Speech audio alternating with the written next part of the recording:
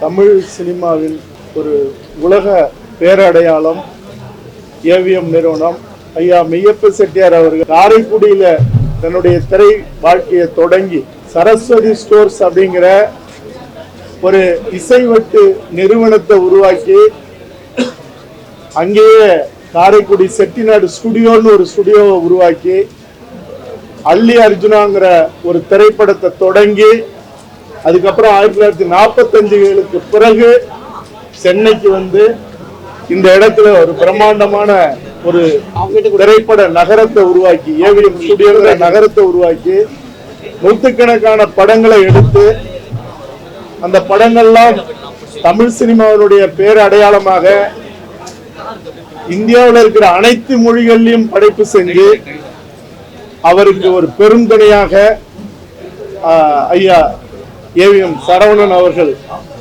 அவரோட இணைந்து இன்னைக்கு இருக்கிற ரஜினி, கமல், விஜய் அத்தனை பேரையும் சூர்யா வரைக்கும் படைப்புகள் செஞ்சு அவர்கள் ஒரு கட்டத்தில் திரைப்படத்தை நிறுத்தினதும் இந்த ஸ்டுடியோக்கள் மாறினதெல்லாம் வந்து நினைச்ச பார்க்க முடியாத ஒரு பேரழிப்பு அது.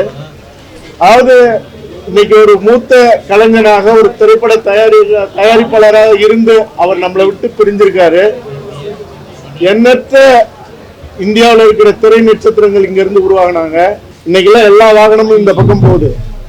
அன்னைக்கெல்லாம் உள்ள வரணும்னா நீங்க எத்தனை பொய் சொன்னாலும் யாரோட சேர்ந்து வந்தாலும் பல விசாரணைக்கு அப்புறம் முதல் கேட்டு, ரெண்டாவது கேட்டு, மூணாவது கேட்டுக்கு அப்புறம் ரெண்டாவது கேட்டு, மூணாவது கேட்டுக்கு வர முடியாது. அப்ப இதுக்குள்ளேயே வர முடியலையே, சினிமா என்ன நடக்குதுன்னு பார்க்கவே வர முடியலையேன்னு சொல்லிட்டு எங்களை போன்றவர்கள்லாம் இங்க ஏவிஎம்குள்ள வேலைக்கு சேர்ந்து இங்க வர்ற இயக்குநர்கள், நடிகர்கள், தயாரிப்பாளர்கள் இவங்களெல்லாம் போய் பார்த்துதான் நாளா இந்த நிறுவனத்துல 450 ரூபாய்க்கு வேலைக்கு சேர்ந்துதான் இன்னைக்கு திரைத்துறையில படையண்ட மாவீரா வரைக்கும் படைப்பு செஞ்சா இவங்க கொடுத்த சம்பளத்துல சாப்பிட்டுதான் அல்லது இந்த திரை விலாசத்துலதான் தொடங்கினது. அப்படிப்பட்ட ஒரு பெரு நிறுவனம் இந்த நிறுவனம் இன்னைக்கு ஏவிஎம் சரவணன் அவர்கள் இன்னைக்கு நம்மளை விட்டு பிரிஞ்சிருந்தாலும் இந்த நிறுவனமும் இந்த இடமும் மறுபடியும் தழைத்தவங்கணும். ஒரு பேரடையாளமான ஐயா ஏவிஎம் சரவணன் அவர்களுக்கு என்னுடைய கண்ணீர் அஞ்சலியும் ஆழ்ந்த இரங்கல்.